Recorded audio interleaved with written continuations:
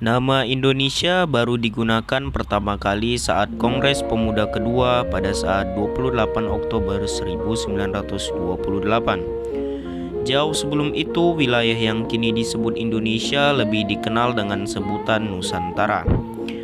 Berbagai kerajaan berada dalam wilayah Nusantara ini. Nusantara hampir tidak pernah luput dari penjajahan bangsa asing. Lalu bagaimana perjuangan Indonesia agar bisa lepas dari jajahan bangsa asing ini? Assalamualaikum warahmatullahi wabarakatuh. Nama saya Farid Aliwafi. Saya dari kelas 10 unggulan tahfiz, lebih tepatnya di SMA Al-Azhar Medan.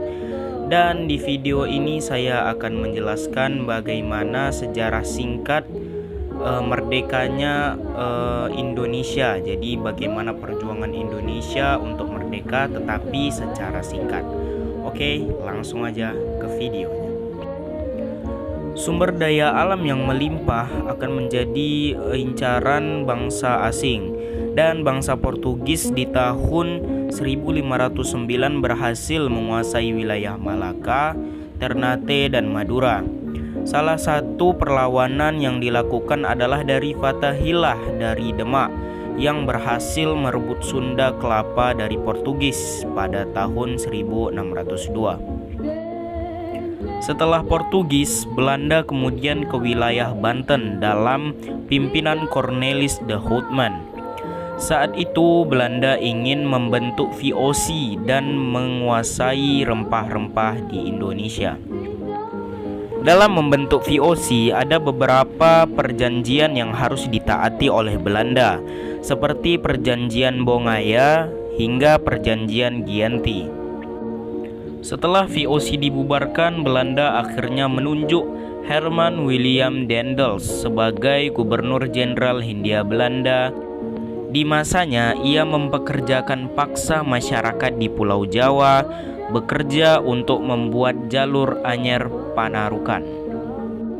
Belanda menguasai Indonesia selama kurang lebih 350 tahun, hingga akhirnya Jepang masuk ke Indonesia dan menyerang Belanda hingga menyerah tanpa syarat. Pemerintahan Jepang berakhir setelah 3,5 tahun menjajah dan berakhir ketika tentara sekutu kalah pada Perang Dunia Kedua. Selain itu, dua kota di Jepang yaitu Hiroshima dan Nagasaki dibom oleh tentara sekutu. Mengetahui Jepang kalah, kemudian dibentuk Badan BPUPKI atau Dokuritsu Junbi Kosakai yang diketuai oleh Dr. Rajiman Widyodiningrat.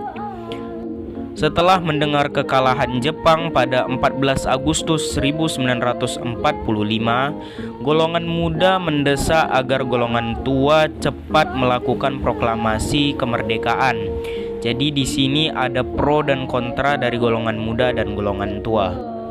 Setelah Soekarno dan Hatta kembali ke Jakarta, mereka mulai menyusun teks proklamasi di Rumah Laksamana Maeda dan dibantu oleh Ahmad Subarjo dan disaksikan oleh Soekarno, BM Diah Sudiro, dan Sayuti Malik.